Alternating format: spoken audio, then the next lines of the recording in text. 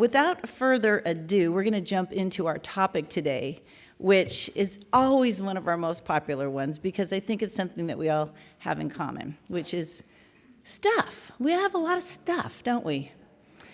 So I bet you many of you in this room at one time or another have been tasked with maybe liquidating an estate. Who has had to do that for a family member or a friend? Okay. It's a lot of work, isn't it? Yeah. And chances are you may have also done a garage sale in the past. Has anyone ever done a garage sale? And how many of the people with their hands up vow they will never do it again? Right? Right. I know. So that's sort of interesting. So have you noticed that the ways that we get rid of our stuff has changed over the years? I mean, it really has. The ways that people are buying and selling household goods, clothes, jewelry, it's just changed. And then the amount of things that we have acquired, gosh, when we started helping people do estate sales and liquidations, I should have brought a visual.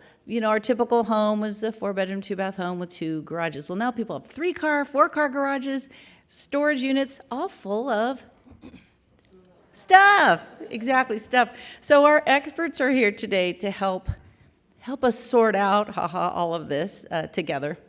And we're going to talk about sort of what's on trend and the various ways to liquidate our things.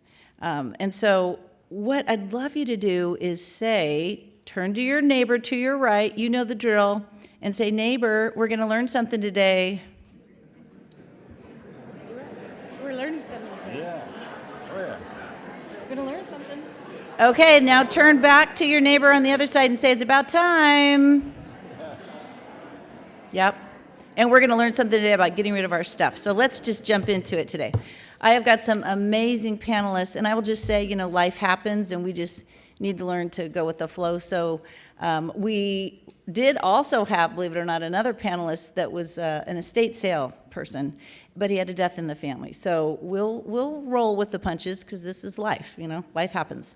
So we learned that he couldn't be here last night. So we will miss him, John Taylor, with Grandsons Estate Sales. So without further ado, I'm just going to jump into all the introductions and begin with Jennifer and ask Jennifer, tell us who you are and what you do.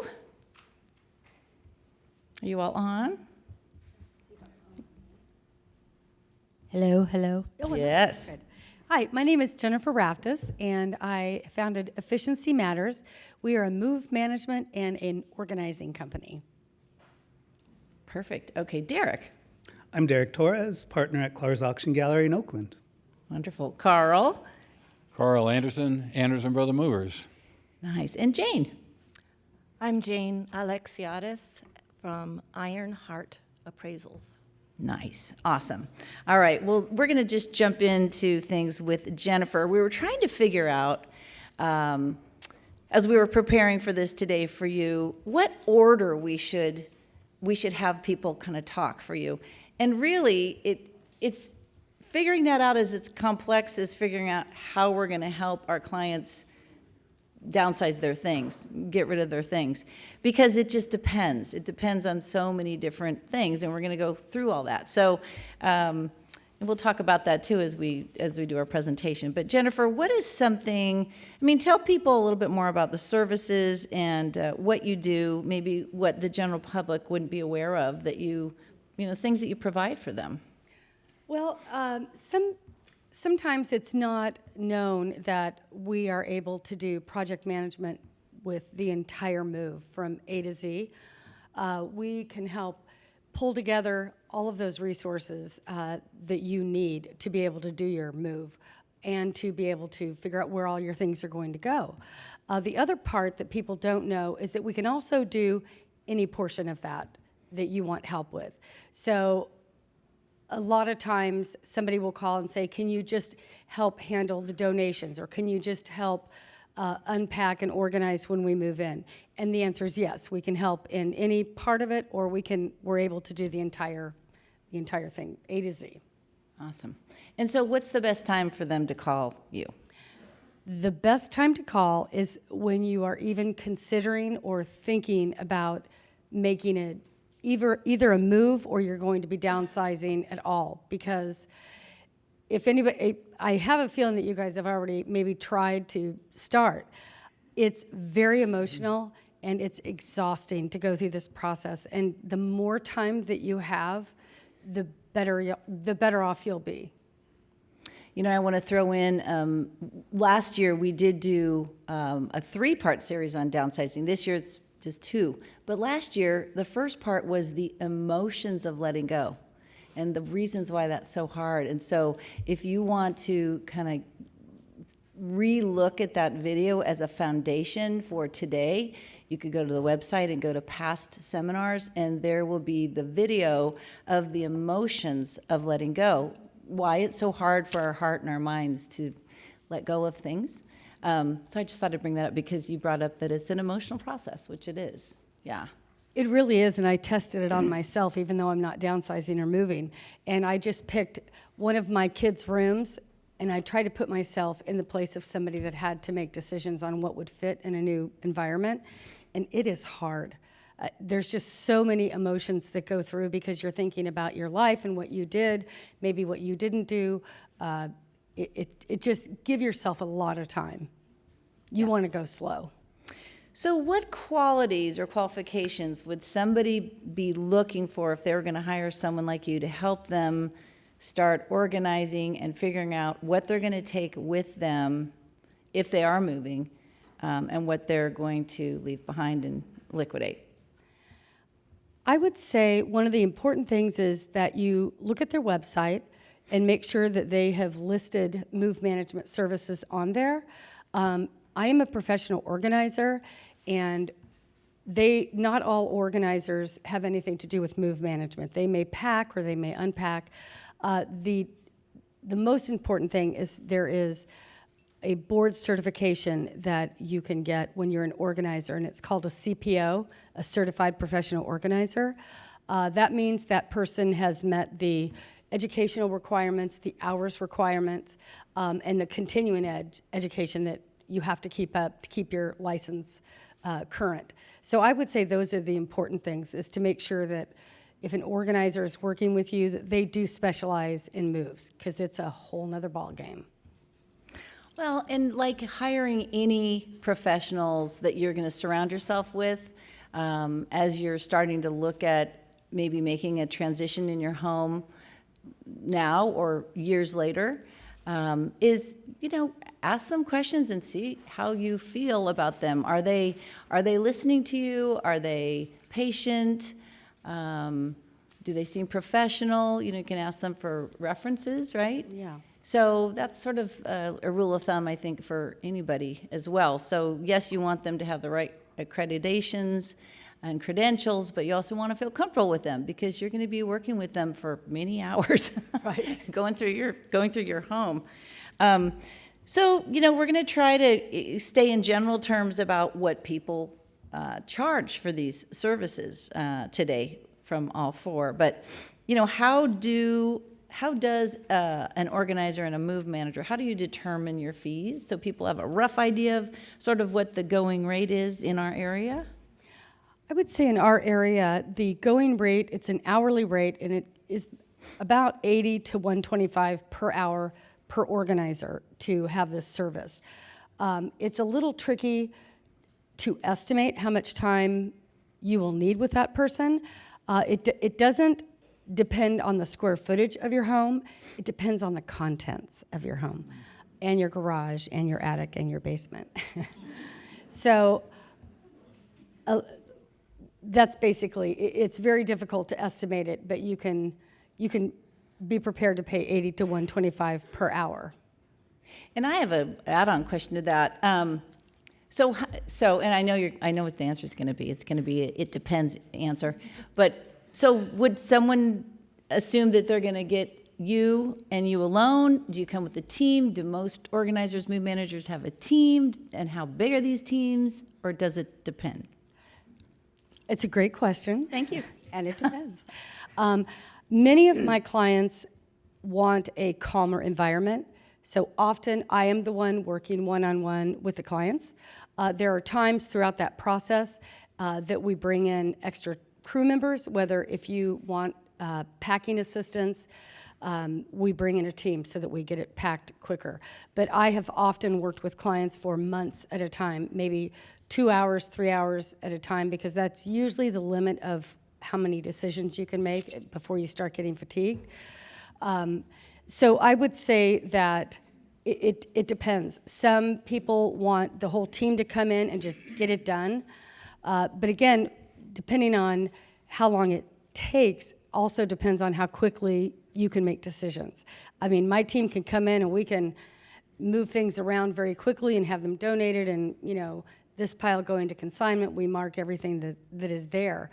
But you have to make the decisions ultimately, because we won't be telling you what you're going to take and not take, but we will tell you what will fit, depending on where you're moving. Nice, yeah.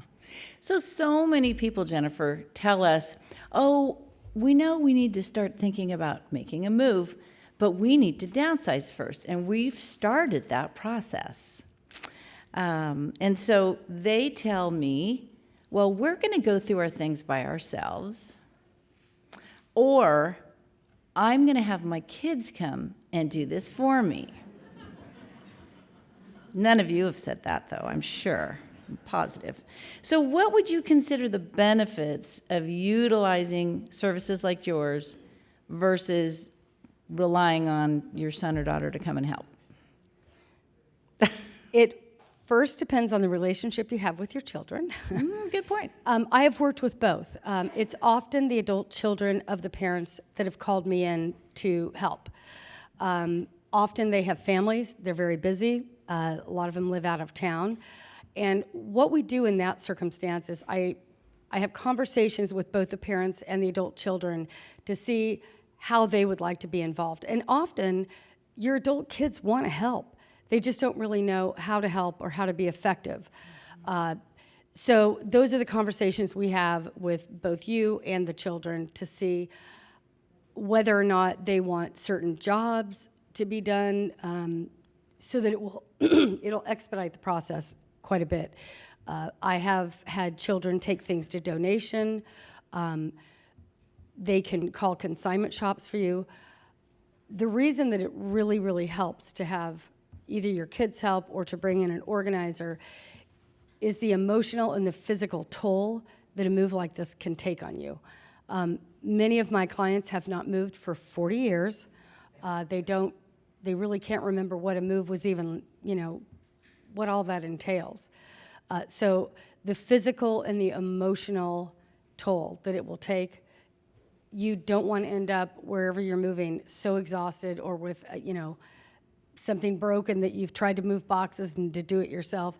I think knowing when it's time to call in for help is really smart. Mm-hmm. But like I said, I work with the adult children, and they let me know how they want to be involved, and that's where we go. So it's all very, very personal, depending on what your situation is. That's awesome.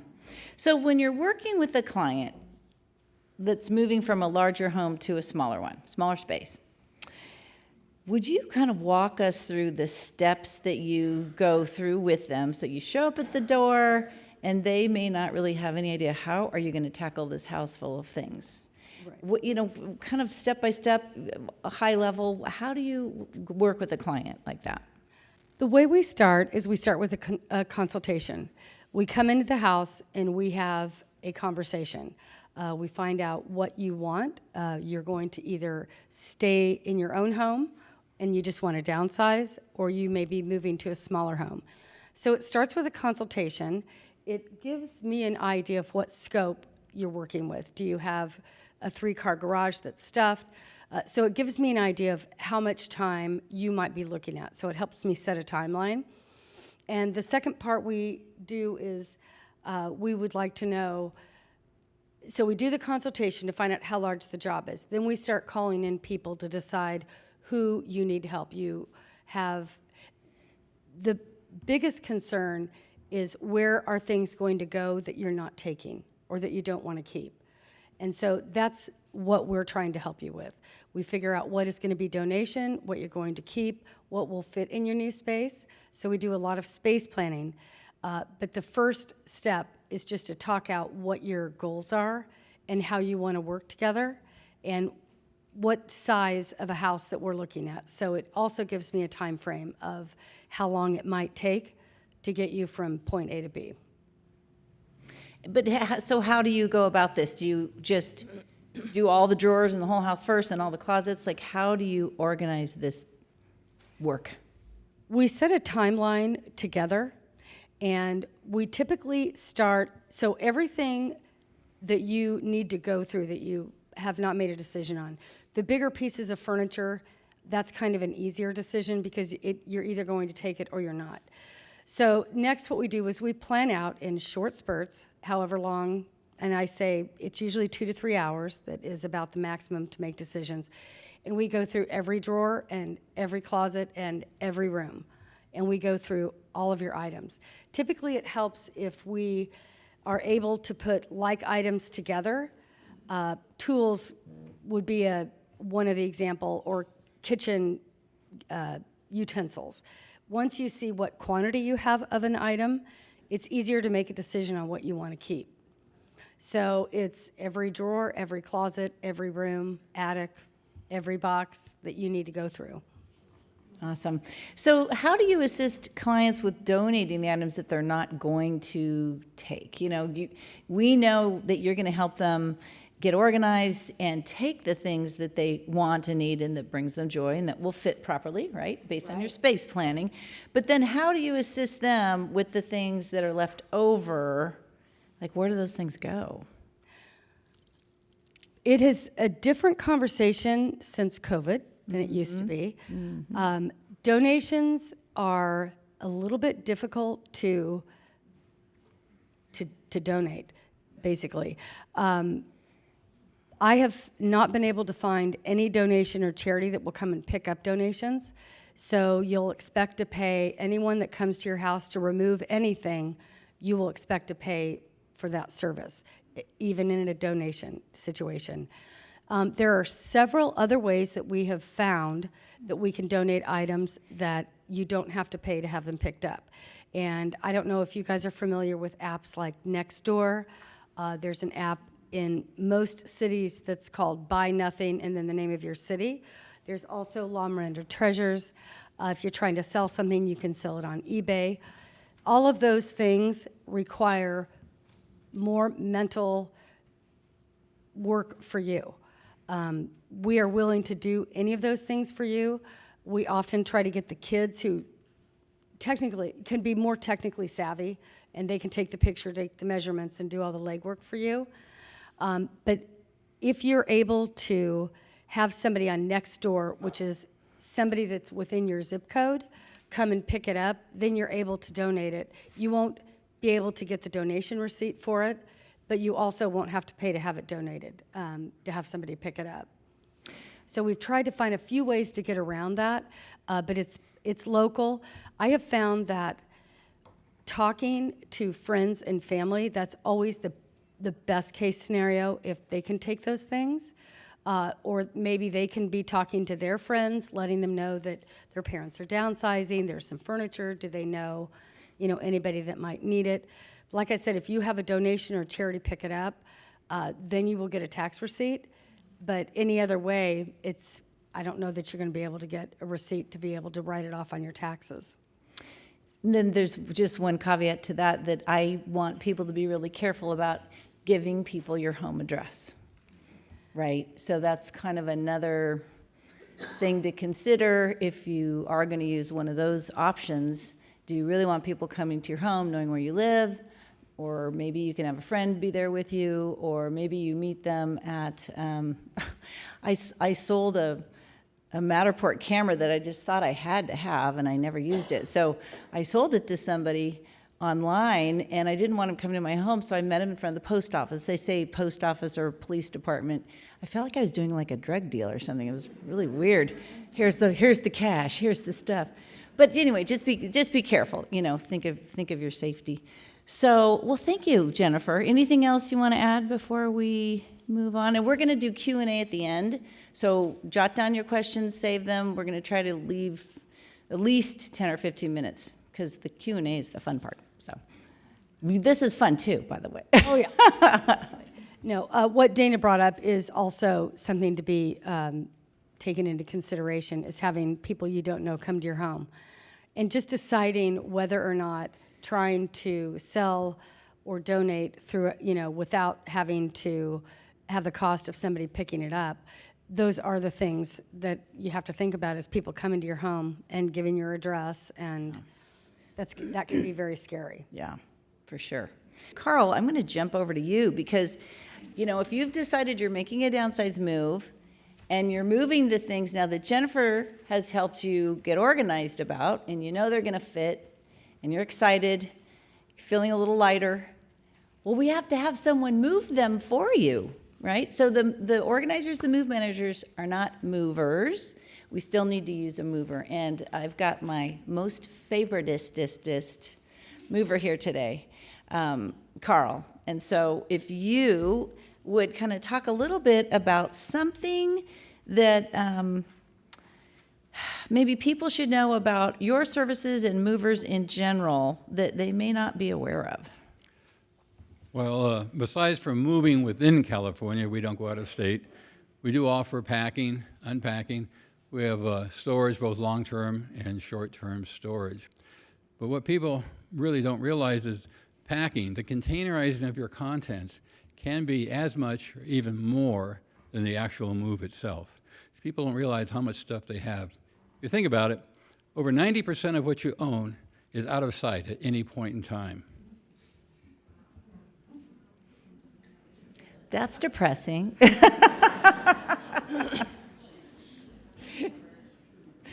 Okay. Well, so when's the best time someone should call to arrange your services? As soon as you know you're moving is the best time. Mm-hmm. Frankly, sometimes people say, oh, I don't know where I'm going. It doesn't matter where you're going. It matters what you're taking. Oh, I don't know what I'm taking. Are you going to a place larger or smaller? If you're going smaller, then you start to downsize, so you get an idea of what you're taking. You can always change your mind, but you need to get started. I book up sometimes because after 45 years, over 90% of my business is repeat or referral. I can book up 4 to 6 weeks in advance, and summertime, 6 to 8 weeks in advance. I never know. Be aware that at the end of the month and mid-month are the busiest times for any mover because you're also dealing with people who rent. Rents are due 1st and 15th of the month. You're selling your home, you're moving the same time. So just be aware of that. And lastly, on timing, if you're going out of state, I know several out-of-state movers that I work with. Come July 1st or July 15th, they're booked up for the rest of the summer. You're talking about moving in September then. So if you're going out of state, you want to already start lining that up to make sure that you're on the books. Yeah. And that almost is the same with a lot of the vendors and service providers that we work with when we're helping clients. It's busy out there. There's a lot of people moving. That's part of what we talked about last month was start that what if plan, the when, the who, the how, the where, and just kind of have that plan moving ahead. And then when you decide you're going to move forward, then, I obviously, it sounds like a shameless plug, but I always suggest you call your seniors real estate specialist first because we act as the hub and the project manager, organizing all these people and scheduling them and calendaring them and making sure that the right people are doing the right things in the right order to keep you on track so we help you attain your goal of being in Florida by September or whatever it is that you want to do. So Carl, I know not all moving companies are made the same or are the same. What qualities, what qualifications should somebody be asking a mover before they hire them? How do they know that you or any mover is the right mover? Glad you asked that question. Most people don't realize as soon as you hire somebody for hire to take your used household goods on the public road, they must be licensed, not with a business license or automobile insurance. They must be licensed by the Department of Consumer Affairs. Our division is called Bureau of Household Goods and Services, BHUGs for short. If they don't have a CAL-T number, they don't have the proper insurances to protect you. So you would go online and make sure that that CAL-T number is referred to as active. After that, then you might wonder, do they have employees? Do they have contractors? I know a gentleman who I don't deal with who stands outside San Quentin ready to hire anybody. You know, I'd like to hire anybody too. I'm very short-staffed. But the people who work for my company and who I would hire are people I would let into my own home. And do they have referrals? And lastly, Nextdoor is huge. I book 3 to 6 moves every month from Nextdoor. It's transparent. You can actually call people and ask questions. I have 3 ones on Yelp. 2 of those ones I never moved. My daughter proved to Yelp we didn't move one of them. But Yelp, just like Google, Yelp is pay per click. And after 45 years, if I'm not organic, then I'm not very good. So that's what you would do. Nice. So how does a mover determine how they charge? Local moving, anything under 100 miles is done hourly. There is a tariff and there's rates. Nobody charges the maximum amount on the tariff because you're not economical and you're not competitive. Our rates are competitive. The rates for 2 men is $175 an hour, and that includes the van. On long distance moves, anything over 100 miles is based on weight and distance. The more weight, the farther you go, the more expensive it is. Now, we do offer a 5% senior discount for anybody who happens to be over 65. Nice. And Jennifer, I think you do too, don't you? Yes, we definitely do. See? We are lower end as well. And that's why I'm so excited to hear, because if you're working with your seniors real estate specialist, they have these long-term relationships with their vendors, and they can get great, sometimes better deals for you than if you just called an 800 number or went online. Because everyone here, I know, I trust, they've been vetted by me. And so that hopefully would give you confidence in maybe learning if they'd be a good fit for you. So, Carl, you know, some people are going to say, well, we'll just get a U-Haul and we'll fill that puppy up ourselves, or we'll get our sons to come and pack up a pod. We're just going to do it ourselves. So what would you say to those people? What would the greatest benefits be to hiring a professional mover? Well, first off, do they really realize the degree of difficulty that they're starting to take? Most people don't know how to load a truck. So they get a truck, and it's called a floor load. Depending on how big the floor of the truck is, depends on how many trips you're going to make. Also, it doesn't take a professional to move a carton, but when you're moving a triple dresser or a hide-a-bed, it will sorely and severely test your relationship and friendship with the person on the other end. Oops. So again, since it doesn't take a professional to move a box, what you would do is move all the small stuff yourself, or again, have family members move the small stuff. You would hire a mover to move anything heavy or difficult because they would have the pads, the vehicles, and the technique to do that.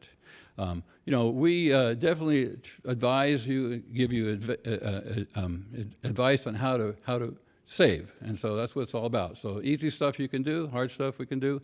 However, we don't mind doing it all. I'm happy to do it as well. Either your move manager or your organizer or your mover can help you pack. So they both offer packing services, right? Yes. Right, okay. So, Carl, tell us a little bit about your support staff, your company, and, what training do your guys have? The first person you're going to talk to is Lee. She's been with me over 30 years. It's called delegation. She actually is our dispatcher. She's the office manager, and she actually tells me what I'm doing and where I'm going every day. So it makes it very simple. I'm very fortunate. For over 25 years, most of the retirement communities in the Contra Costa area recommend my company. Sadly, you cannot teach a man empathy. Either they have it or they don't. Either they follow instructions or they don't. You'd be surprised at how many of my competitors, when they go into a facility and they're told to do this, they don't listen, and they don't go back again. So my men do listen and pay attention. Technique is very important. If you eliminate variation, you can eliminate most problems. So for our new employees, we have training classes for packing, for moving, for loading. It's very important because before we put somebody into your home, they already have some experience. And business philosophies, do you have a mission or anything you want to share? Well, we adhere to the golden rule for exceptional customer service. The customer before, during, and after is always right. You know, the customer's perception is really reality. So if a customer feels that we've done something, the question is not yes or no. The question is how to try and correct it. Nice. Aw. So thank you, Carl. That's awesome. And Jennifer. And now we're going to jump to Jane. We're going to start talking about your actual stuff. We've talked about organizing it and packing it and going through it. And we've talked about moving it. Now we're going to talk about the actual things. And we're going to start with Jane, who is a personal property appraiser. And so Jane, who is your typical client? Who calls you? Thanks, Dana, and good morning, everybody. Before I even start, I want to give you some bona fides.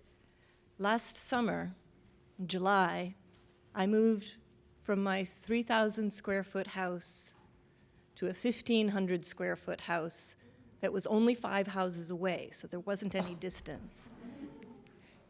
And it was probably one of the most stressful years of my life. And I knew what I was doing, and I had all sorts of contacts, and I could call Derek, or I could call. It's nerve-wracking.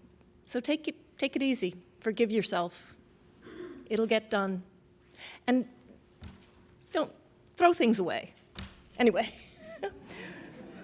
But my typical client, I work a lot with executors of estates, trustees, fiduciaries.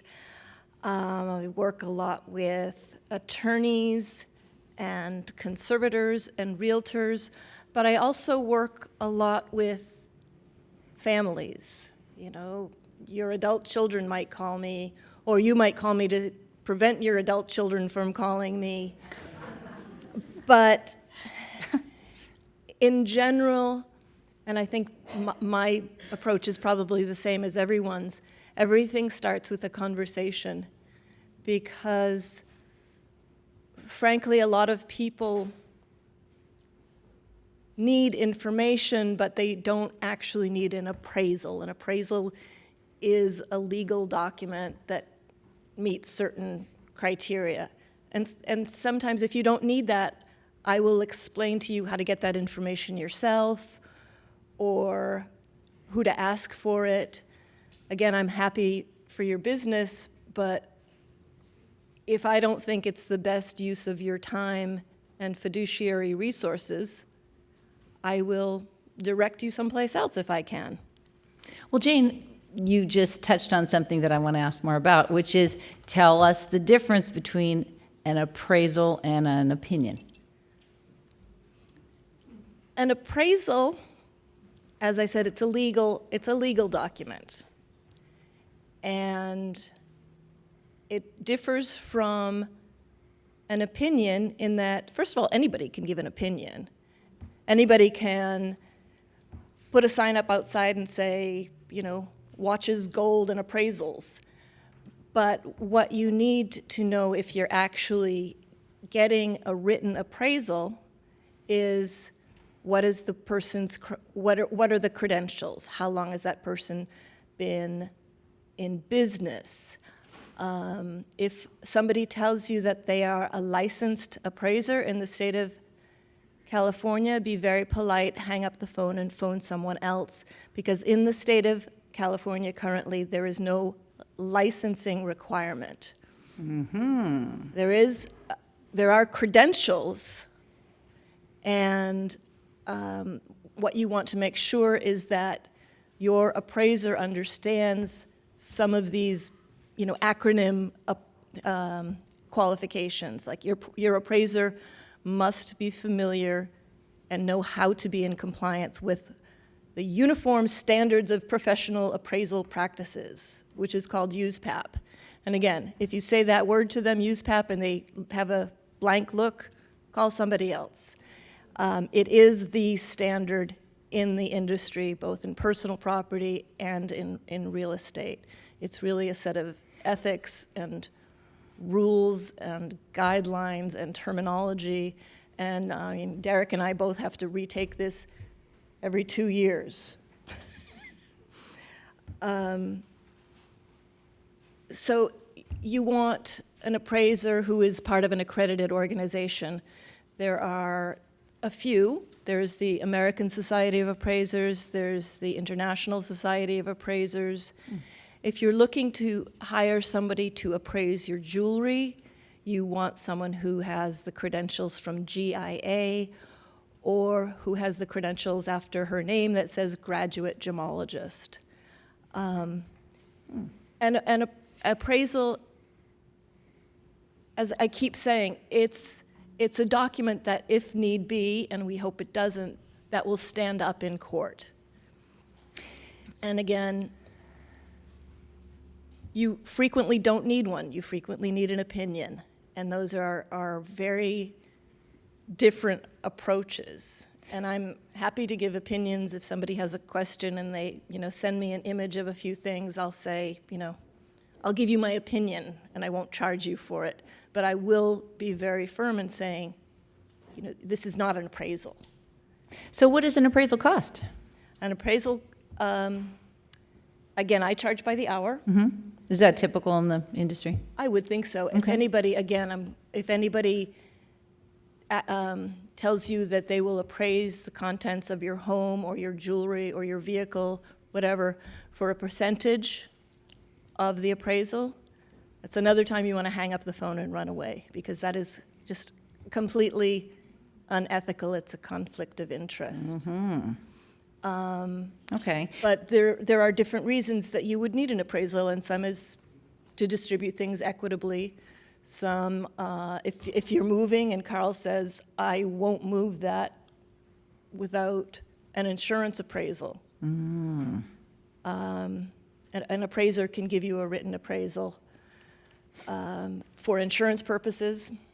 And if you do happen to have something, I've worked with a number of people that do have large collections that they have donated to institutions. If you do need a tax deduction appraisal for a non-cash charitable contribution, I do that. So again, my role is varied, but fairly specific in that all situations need all the help they can get, but all situations don't need an appraisal. So Jane, Yes. are all personal appraisers knowledgeable in all things? Coins, stamps, all different types of art, Asian art. I mean, I work with attorneys as well and fiduciaries, and they hire me for probate and trust work to sell the property. And I've come across, rare collections of lithographs from the 50s, or, all these interesting things.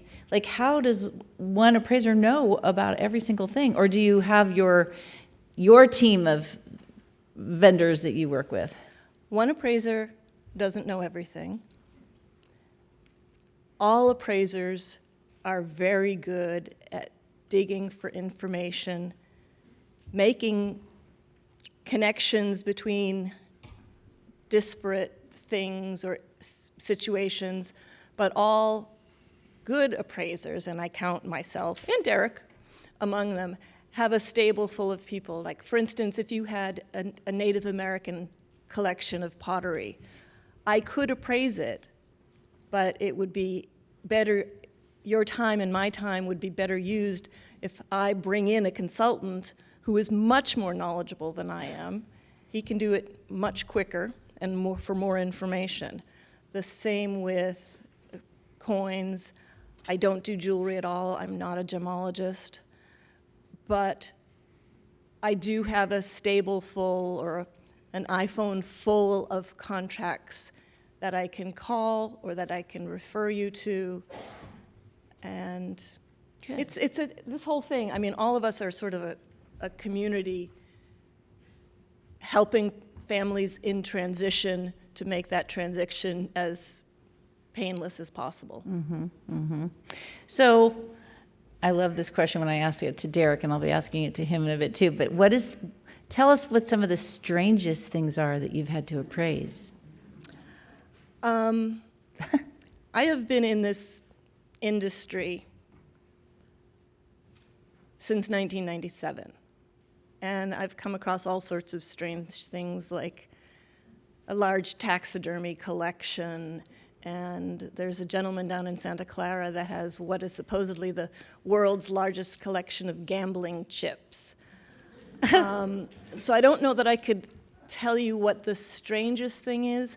I can tell you what I find is one of the saddest things that I'm asked to appraise, and that is something that nobody can appraise. That is, divorcing spouses frequently fight over who gets to keep the pet's ashes. Interesting. And as I tell people, there are many, many different kinds of value in the world, but only one of them is monetary. So I cannot monetize the pet's ashes. So figure it out. Interesting. I have a question, though, because figure it out.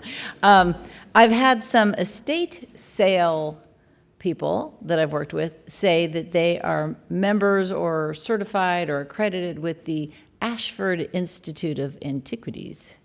Where does that come in with what you do? I just actually came across it for the first time just Really? a few months ago. Oh, okay. And I have not looked into it very Okay, much. okay. I don't know if it's one of those pay-to-play places or if it's, if it's a rigorous academic and ethics program. Derek might be able to answer Yeah. that for you. Okay. For you. Okay. I'll ask him. Ask him. Too. Carl, what's the weirdest thing you've had to move? The worst thing to move is a Sub-Zero refrigerator. What's the weirdest thing? The weirdest. Well, we moved a sarcophagus. Oh, a sarcophagus, Egyptian sarcophagus.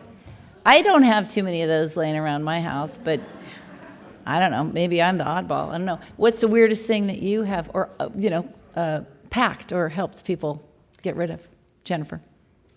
I would say it's more on the collection. I had a client that had over 14,000 juice reamers.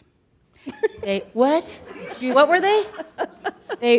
Their family went back to Sunkist in Florida, so they had a lot of original Sunkist signs, but they had, and it was all in cases that were locked, that were lit, and we had to do an inventory on every single one of these.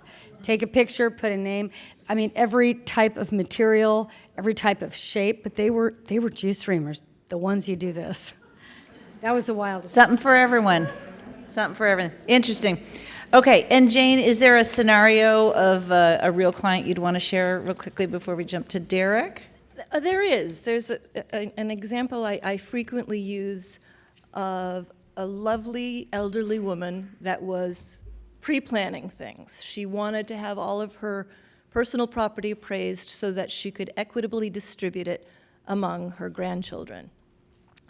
Her most prized possession was a drawing by Claude Monet. So the one granddaughter, that was going to get that picture wasn't going to get anything else. And all of the grandchildren agreed that's perfectly fair. The woman asked me to come in and actually give her an appraisal so that she could put this with her estate planning things. And it turned out, once we popped it out of the frame, that it wasn't a drawing at all, but a lithograph.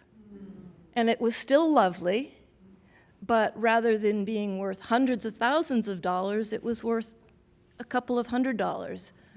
So the woman was shocked and saddened, but also very, very grateful that she knew that before one granddaughter ended up sort of stiffed. So that way she was able to rewrite her Wow, that's really, her distribution That's good. more fairly. thank you. Wow. Okay, sheesh. And then you and I were talking about the difference, who else besides me loves Antiques Roadshow? I'm like addicted to that show. Like I love that show. But you were telling me those are just opinions. They're opinions. They're not real appraisals, right? And so now I think you've learned that from Jane. This is where my curmudgeon comes out. Uh-oh. I really dislike antiques roadshow. You do? Well, that's sort of like I kind of sometimes dislike HGTV because it makes real estate look completely unrealistic, right? You know, again, they're not appraisals, they are opinions. Opinions, right? And you have to listen very carefully to what the expert says. He might say, at auction, this would bring. Yes. Or if I had this in my store, I would mark it. Or if you were to insure this, you should insure it for. And those are quite different numbers. And also what they don't show you on TV is there are scads of people behind stage that are doing the actual research and feeding these people facts. But it's an enjoyable show. All right. I just had to get the real skinny on it. All right. Fine. Well said. All right. Whose isn't? Jay. Oh, I'm sorry. I turned my microphone off. I'll be very, very Oh. quick. I really dislike Antiques Roadshow. Yeah, that was it in a nutshell. She dislikes Antiques Roadshow. They don't really explain the information that they're giving to you, and they don't tell you that they have scads of people like me or like Derek or looking stuff up in the back room. Yeah, perfect. But it's still fun. It is fun. I like seeing the things. So, Derek, so how do you determine, first of all, remind them again what you do, and then, you are also a personal appraiser, and yet we are here to talk about the auctions and the consigning that you do.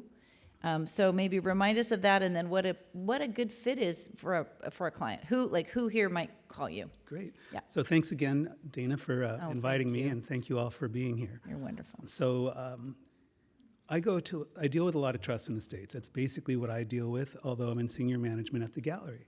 And when I go to an estate, the first thing I look at is what is conducive to an auction environment, because times have changed. Antiques do not sell. So I have to make sure to let the client know, although it may be this priceless possession that the children love because mom and dad loved it, it doesn't necessarily mean it has value on the open market. That's the toughest thing for me. Or they'll show me an appraisal that the parents got 20 years ago, which has no value, no relevance today at all. Appraisals should be written every 5 years to make sure that the market is in line with what the appraisal is for. I don't want to get off on the appraisal side of it, but it does have a bearing on what I do. And there are different appraisals. There's fair market for estate, which is drastically different than a replacement value, which your insurance would have. And going back to Antiques Roadshow, they say, if the stars were aligned, and you had the best buyer on the best circumstances, yeah. it's worth that. But they don't tell you that it may be worth this because it's bad for ratings. And that's where I come in.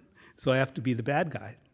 Aww. But if it's not a right fit, I'll refer an estate sale, because I would prefer to have the property sold in the right venue. And auctions sometimes are not the right venue, and I would be cautious about any auction gallery that comes and tickles your ear and tells you that everything is worth a fortune. And I must tell you that from personal experience. Before I was on this side, I lost my mother at 51. So the trustee, the lawyer, and myself dealt with different auction galleries, and someone tickled our ears. At that time, I was on the other side of the auction world, so I was a buyer. And I went to the sale, which was also a mistake, and I watched everything fall apart. And I thought, if that person was just honest, I would have probably kept more. And I said, if I'm ever on the other side, I'm just going to be frank so I could sleep at night. And that's what I do. If I can just help someone. And a lot of times I go in and I let them know, if you're hitting roadblocks, especially with estate sale companies, just give me a call, because I'm here to help, even if I'm not making anything. And I think that's what we all do. We're all a service industry. Yeah. And as far as the rest of this, size of sale items, time frames, size of sales don't really matter, size of the estates. If it's one item I can handle, which Jane and I just partnered on, and there was one item in the estate, and that's it. The rest was for donation. And that one item with premium did about $180,000. Wow. Everything else may have been worth 10 on a good day. It was all donation, really.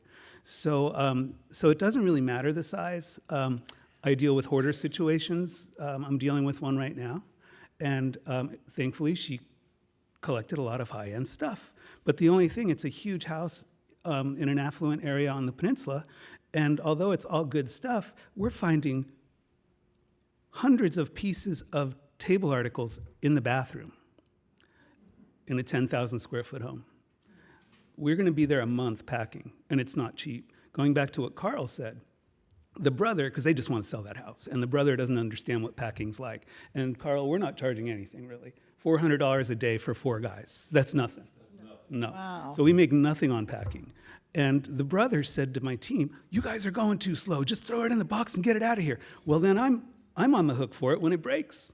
So we have to pack according to it getting from point A to point B, and some clients don't understand the cost of that, you know. Time frames, just like Carl said, we're backed up 2 months just for picking property up. And this is one of our busiest times of the year because downsizing, people moving out of state, it's busy for real estate professionals and me, you know. And so I'm booked 2 months out, you know, as far as a pickup goes. So that's when you'd have to call Carl and say, get this to Derek, you know. And we all work together in one form or another. So that's my timeline. Location, it doesn't matter. I've picked up as far away as Nantucket. So we work all over the country. I would be cautious about, as I touched on earlier, any auction gallery that promises you the world, because reality is reality, you know. And I encourage all of my clients to shop around, you know, because I'm a terrible salesperson. And so I just would like them to be happy with their decision, regardless if it's me or another professional. You know, that's the most important thing. So what are your fees? And how do all auction galleries charge the same? How does that work? Our fee is based on a sliding scale, depending upon what the item sells for. We call it a lot. And a lot could be a group of flatware, sterling flatware. It could be a group of chairs. It could be a diamond ring. It's all on how it's broken up for the auction. The higher the lot sells for, the lower our commission. There are different types of contracts. For example, if a standard contract means I can sell the property, but there's really not a lot of value in this. And to give you an idea of that commission, on an item that sells for over 100 to 1,000, it's 29%. The next level up for that same item, so a different contract, for item over 100 to 1,000, it falls to 20% on that different contract. The hoarder situation I'm dealing with on the peninsula, it's probably about $700,000 in personal property, so we negotiated a 10% flat rate. And what that means, if an item sells for $100, it's 10%, $100,000, it's 10%. And it's not always in the best interest of the consignor, although it looks good on paper. If they sell that $100,000 item and get 10%, it may be in their worst, it may not be good for them. But those items are typically in the $250,000 to $500,000 range for one lot. Wow. So it does get, you know, but we want to get that property. And like Jane alluded to, I'll go in and give an opinion of value, but that's all it is. So I give auction estimates. It has no bearing on an appraisal because I'm just dealing with the auction environment. And we do public television valuations up and down California, so CLARS does. We don't call them appraisals because they're not. So we call them valuations. So we give you a valuation, which is also an opinion, frankly. Which is an opinion. Yeah, yeah. I mean, I grew up, I've never been to one, but I grew up watching the movies where they'd hold up a paddle, you know, and then people buy things by accident. And I think you still do those kinds, don't you? And so tell us the different types of auctions that you do. Sure. Yeah. So we are simulcast on 3 different internet platforms of auctions around the globe, frankly. And so we sell literally all over the world every month. 2 months ago, I sold a carpet to Lebanon. And Lebanon, they probably don't know where Oakland is, you know, but they know what they're buying and they're on the computer. So because of that, it's changed the face of the auction world, as Jane can attest. When we got started, region meant everything. So you wouldn't sell a piece of Chippendale furniture in San Francisco. You know, they would, even a big gallery, they would send it to New York. You know, it's just where the market was. Now you can sell anything, anywhere. You know, so region doesn't matter. The internet is king right now. So 60% of our revenue is online based. People who have never even seen the property in person. You know, the picture that I sold that I worked with Jane on for all that money, all the bidders never came to see it in person. Not one of them. So it just gives you an idea of the market. You know, we sold, sorry, I'm rambling, but we sold a suite of Andy Warhol prints in during the June of COVID. So June of what was that, 2020? 2020, yeah. And so the last time that suite came up, and it's kind of sad because the woman bought the suite in 1975 because she loved Mick Jagger, but didn't even know who Warhol was. So she bought these prints of Jagger. So the last time they came up, they sold at Christie's for $417,000. And we brought $817,000 to dealers in London who never even saw the prints.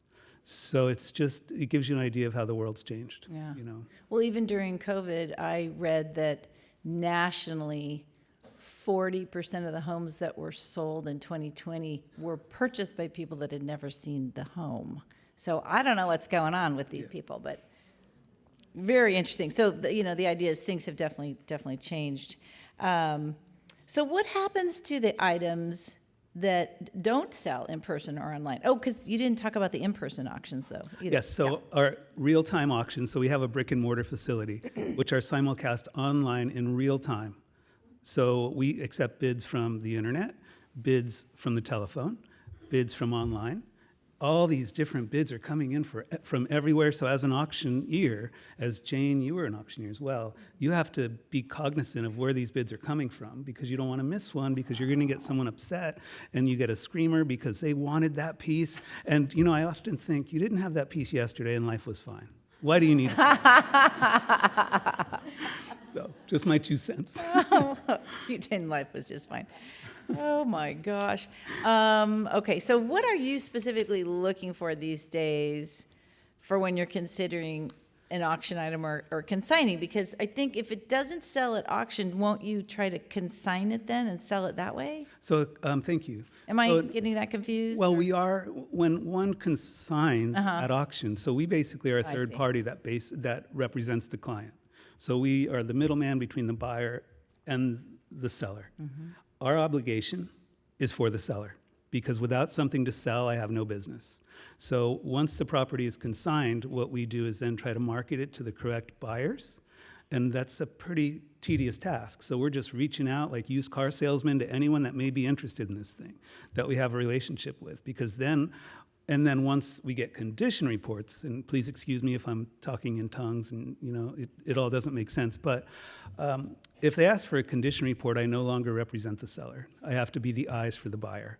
Because if I omit something, let's say there was a big crack on a $10,000 vase that I omitted, that buyer could cancel the sale, meaning they get their money back. So I have to be very cautious and very thorough when giving a condition report. And I'd just like to touch on one more thing. We do have a commission structure, but that's only for items that sell. If an item does not sell, we charge no commission. So we do all this legwork, and if it doesn't sell, the client can take it back. So, What if they don't want it back? well, good point. So if it's an estate, a lot of times trustees don't need the property back, they need it sold. So we would simply reoffer it and reduce the estimate until the property is sold. And we don't charge storage. Wow. Carl, you can attest to how much storage costs are. Yeah. So we don't do that, and when I got hired at Clar's by the former owner, it was during the downturn, 08, 09, and he hired myself and someone else to help turn the company around. And I said, your fees are too low. So let's raise the fees, let's charge storage, let's charge photography fees, let's do all this stuff that other galleries do. And he said, you don't understand. I hired you to get me more business, not to change my business model. So I'm proud of that business model now, but there could still be tweaks, you know what I mean? But our objective is for the seller. Nice. And that's why I said when I go into a home, I don't need someone who's not happy. I like to sleep at night. And I also like them to do their own research, So if I refer someone like Jennifer, and I do work with a lot of move managers and organizers, and they're great because most of the time, if they find something really good, they're going to call me, because they know what I can do for the estate, Yeah. and we all have that same vested interest. Yeah. Awesome. And I think, isn't Clark's the largest, I think I heard you say largest west of the Mississippi? Largest in the West Coast. Yeah. And we work with clients all over, and I think that's what sets us apart. The most interesting institutions I've worked on were like the Metropolitan in New York City. And it was a real treat to represent them. And we've represented institutions all over the country, and it's been fun, especially if I can use the provenance, so I can say, oh, property from the Met, because people just buy it, even if it was in the basement for 100 years at the Met. Yeah. You know, just having that provenance, they want it, you know, and I get that because I like stuff, and I live with stuff. I don't want to downsize. I told my wife, you know. You don't want to downsize? We're going to have to, right? And as you know, and I I can know. help you. No. And so my wife, I'm like, doll, we're going to have to get out of this house. It's too big at some point, right? We're in our middle 50s. I said, we're going to have to downsize, too much property, this and that. She goes, I'm not leaving this house. You might leave, but I'm leaving in a pine box. And so, you know, but I understand how she feels, Yeah. but she still could walk up and down the stairs. You know, so there's going to come a time when know. we will downsize. I know. Okay, we have to ask you, the last question, I think, is what are some of the strangest items that you have auctioned consigned? So I'm just going to go on this past auction. It was very offensive for my photography staff, so I kept it in my office. Oh. It was something that was given in 1929 to the ambassador of Belgium to Egypt. And they gave him a mummy foot. And I Nice. sold it. And the toenails were exposed, and that's all I'm going to say. But it was not, but it sold for $5,000. Oh, You know, and so someone's going to have that in their home. And a mummy foot. so that was the strangest in the last year so far, you know. But, you know, because I do call upon you often when we come across things that my clients think are of value, and I know darn well, like mid-century modern, for instance, like mid-century modern sells. Right. People still want that. They don't want the big, heavy, ornate brown wood furniture like I might have. Anything else that people should be kind of considering? Well, contemporary anything, but I use that in broad strokes because the picture I've been speaking about was a 19th century painting, you know? And so I don't want to say everything 19th century is No, terrible. of course not. But Yeah. for the majority, it is. You know, the market is very weak. Contemporary is selling. We brought a world record on a chair that I didn't even think was that comfortable. And we sold it to a dealer for $80,000. You know? Nice. The consignor bought it in 1949 for who knows how many hundreds, if that. Yeah. So she was shocked. Wow. Wow. Well, we're learning all sorts of stuff today, aren't we? I'm going to touch real briefly on estate sales because we were going to have someone representing estate sales and talking through that, but he had a death in the family. So he was not able to be here, but just wanted to run through that real quickly too. And I kind of started out with the garage sale versus estate sale. I love estate sales. Estate sales make you money, garage sales cost you money. You know, estate sales, they do all the work for you. But really professional advertising that they do, that an estate sale company would do, is going to lead to a ton of buyers. And then they know and have, or they should have, the marketing savvy to organizing and displaying the items at the sale. So what they always tell me is don't have your client throw anything away. Don't have them take it out of the cupboards or the closets. Leave everything exactly where it is. And because they may, you know, a client might think something is not worth something, but other people, they know there's a market for it. So they like to have the sorting and work left to them. So they know the ways to, sometimes they're doing it in your home. Sometimes they're taking your things out of the home because maybe there's not quite enough to do an estate sale, and they'll combine it with other sales. I've had them do that. I had a sale where they had a lot of artwork, but they didn't have any jewelry, and the company knows that jewelry is a draw, so she brought in some cases of jewelry from another estate and was able to advertise that, right? And it drew people in. So a lot of people come for one thing that they see, but they end up buying other things too. So both they and I suggest this precedes the sale of the home, right? So basically, in a perfect world, the happiest clients that we have, they have worked with Jennifer. Carl has moved them, or someone like them, right? They're now moved to their new home, and now we're left with all the things that are left. Now, the estate sale person might say, gosh, Jane, there's a few things here that I really think might need an opinion or an appraisal, depending. Or there might be a few things that they'll say, Derek, I think that you could really use this in auction and make a lot of money, more than maybe at the estate sale, right? And so then they're left with sort of what's left. And they too have specialties in different areas, silver, jewelry, or stamps, or art, vintage clothing, what have you. But an estate sale, here's sort of just a rundown of the list of what they should do. They will pick the best time to hold your sale. And they are also booked up for many weeks in advance as well. Typically, they come in on a Monday, and they are setting up and going through the home and all the possessions from Monday through Thursday. And then typically the sale begins on Friday, goes through Saturday, Sunday, and then Monday they come back and they broom, sweep, clean. And what I love about them is then they also donate and haul away everything that's left, so that I have an empty home, and then we can get moving and grooving on whatever plan we have for the property. So they'll pick the best time, they'll research the items, they'll get additional information if they need help pricing it. They'll work with you to select an agreed upon starting price for most of the items. If you want to hold things back for your kids or what have you, of course, you can do that.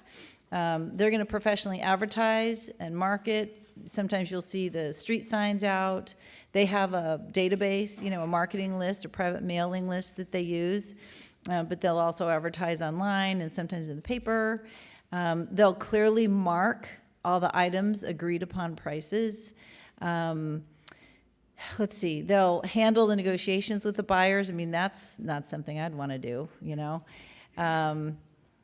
So, a good estate sale, you arrive and there's a line out the door. People are there ready, they know about it, and they want to get in and see what there is. And there's sort of some things that have been maybe like teasers, that they know are going to be there.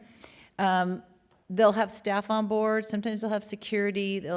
I've been on to others that we've worked with that actually had a traffic pattern with arrows, like you went in this room and then you went here, like you didn't double back, you had to go in an order.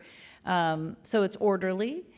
Typically, this is what I've learned from the estate sale companies we work with, is they typically are going to charge around 40% in our neck of the woods, 45%. But that 45% needs to equal. I have one person that would take maybe as low as $5,000 or $7,000. Most of them are looking for more like $10,000 and above. So a lot of homes don't have that much stuff that would be marketable to someone else. So that's why sometimes they'll combine it with others, which is great. A couple of them used to take things off property, put them in their warehouse, and then they'd have like a couple warehouse sales a year. So there are different types of estate sale people as well. And I think the way they've done business has changed since COVID too. Sometimes there's a couple that are now doing in-person live estate sales in your home.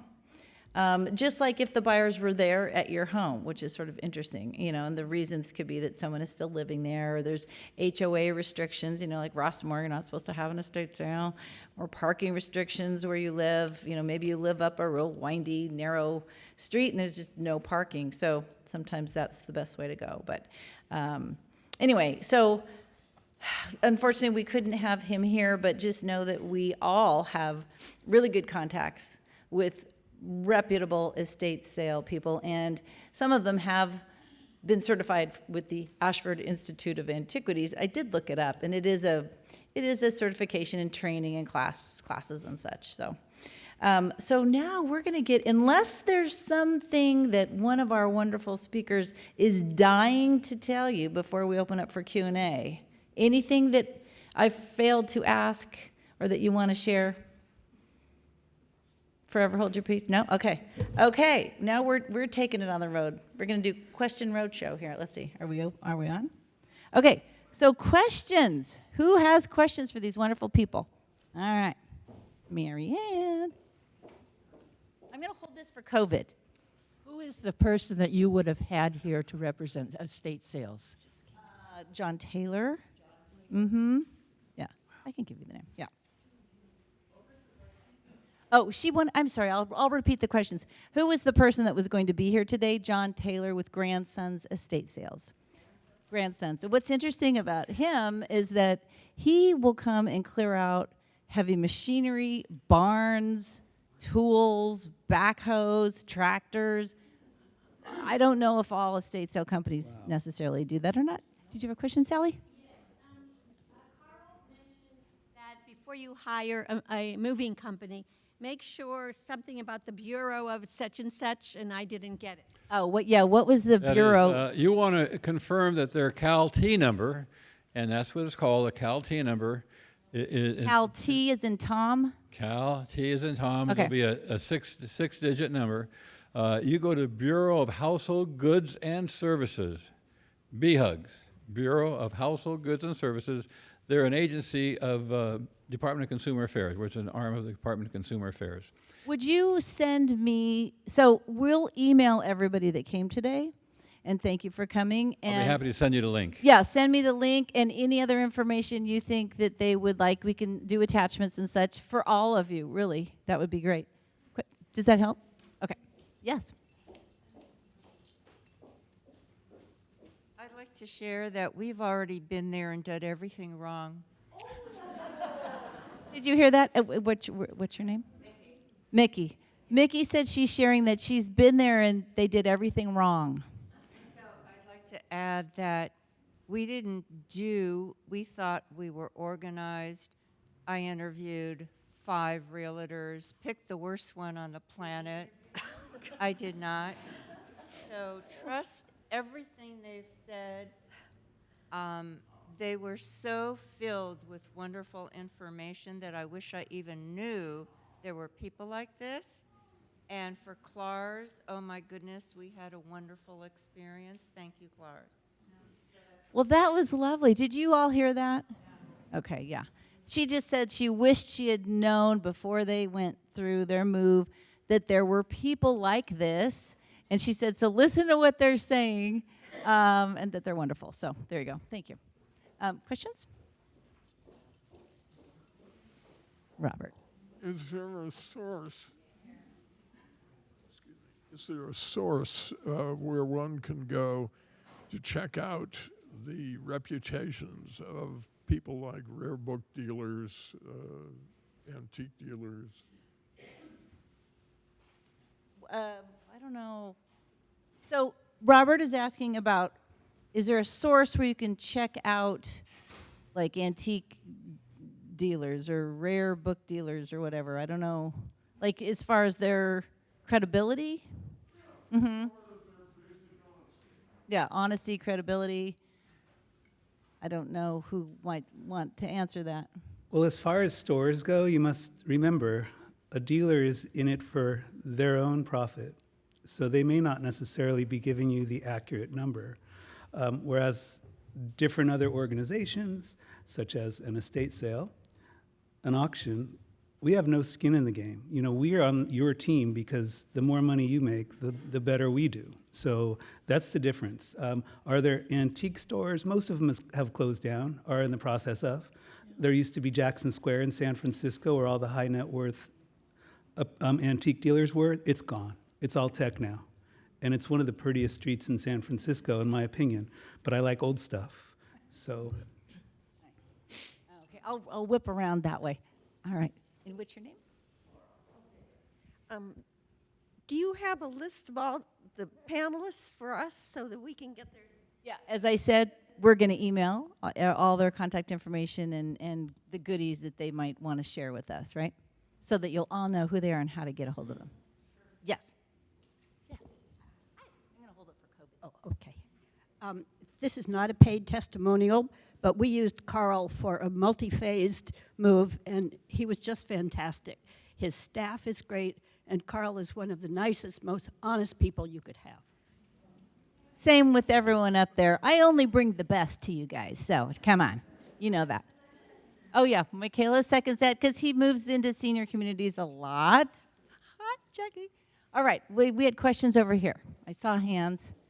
All right. What do you suggest to do with collections and antiques?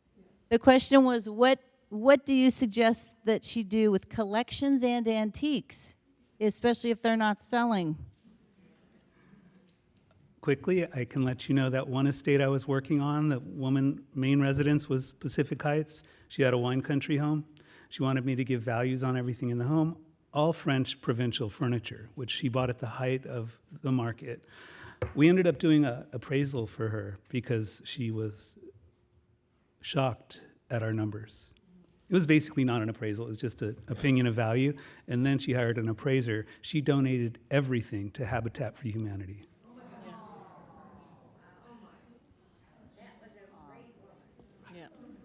Melissa? Hi, this is just a comment in reference to Jennifer. I know you mentioned about difficulty in getting people to come take things. And there is an organization called Freecycle. It's a nonprofit, so I'm just mentioning it. And they work regionally. It's a national organization, but people group together. Like I live on the other side of the tunnel, and there's one for Oakland. There might be one over here. And it's just, you get on the list. You don't get, bombarded with stuff, mail, because it's nonprofit.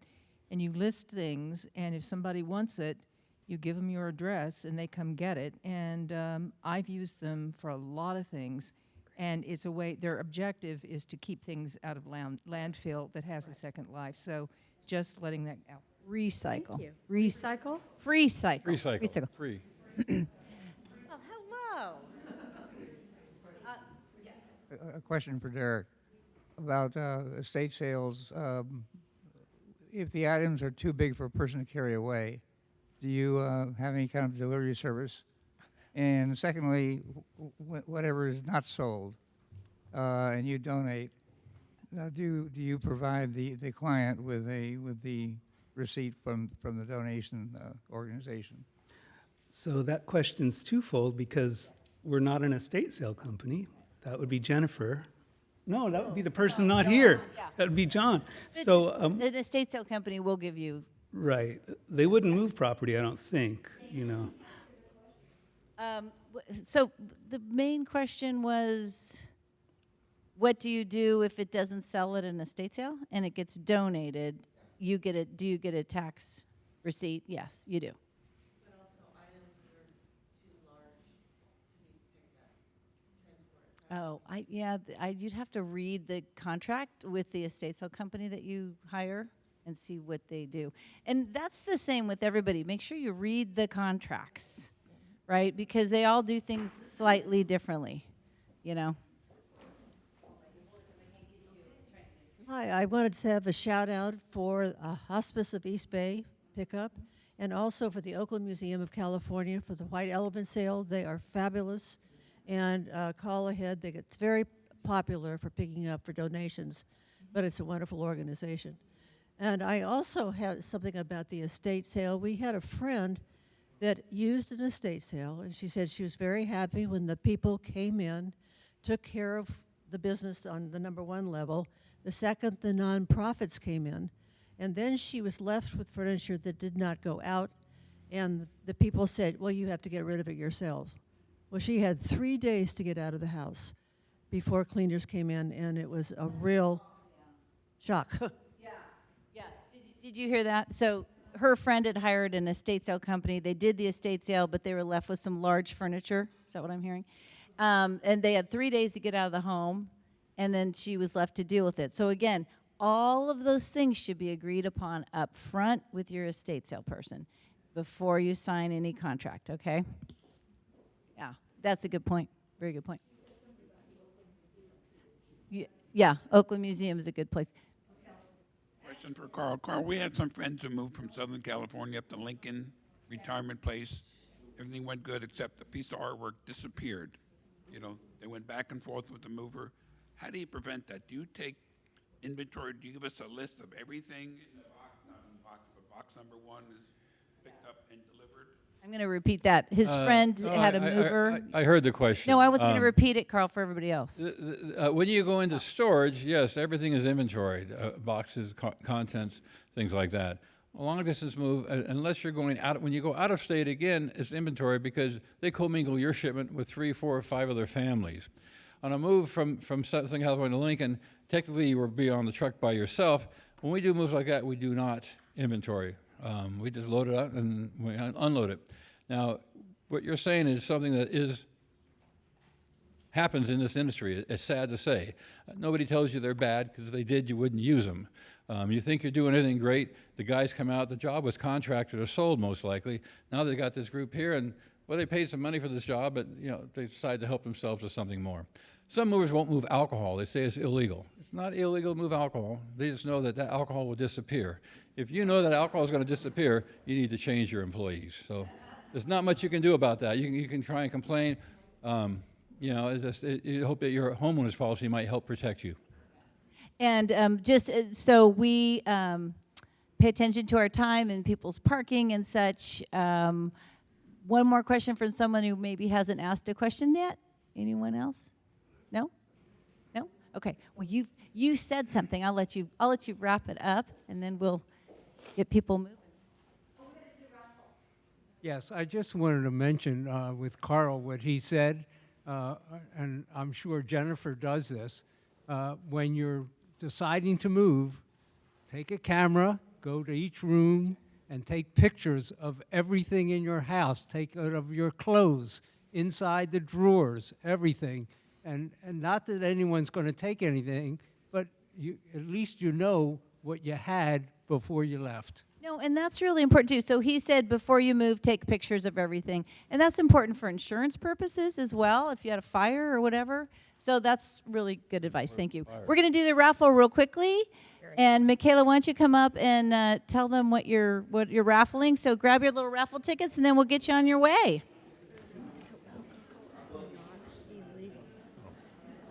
All right, and what is the raffle? In-state or out-of-state, doesn't matter. I only go Okay. All right. We've got her cup runneth over here. Michaela Olson with Oakmont Montecito. She has 3 different prizes for you today. So this is sort of fun. We just started this, and I love it. Okay. So she has white wine, she has a red wine, and she has a $50 gift certificate to Safeway. Wow. To buy more wine. Oh, is it? 465495. Yay! All right, Melissa, do you want to pick which one? White, red, or Safeway? White. Okay, so this is. Yeah, congratulations. That's nice. All right, what do you have now? 465592. 465592. All right. Yeah, do you want to bring it back and see which one she wants? Do you want the red or the Safeway? Safeway. All right. And you should be getting their names too. All right, last one for red wine. 5514 is the last 4. Really? Really? You were waiting for that. All right, red wine. Awesome. Thank you, Michaela. That's so generous of you. Aw. Awesome. Well, hey, thank you all so much for coming today. We hope to see you again next month and in the months to come. Please do leave your evaluations so we know that we're getting you the right information that you came to hear about. If there's more information you want, let us know. And thank you. Let's give these guys a big round of applause.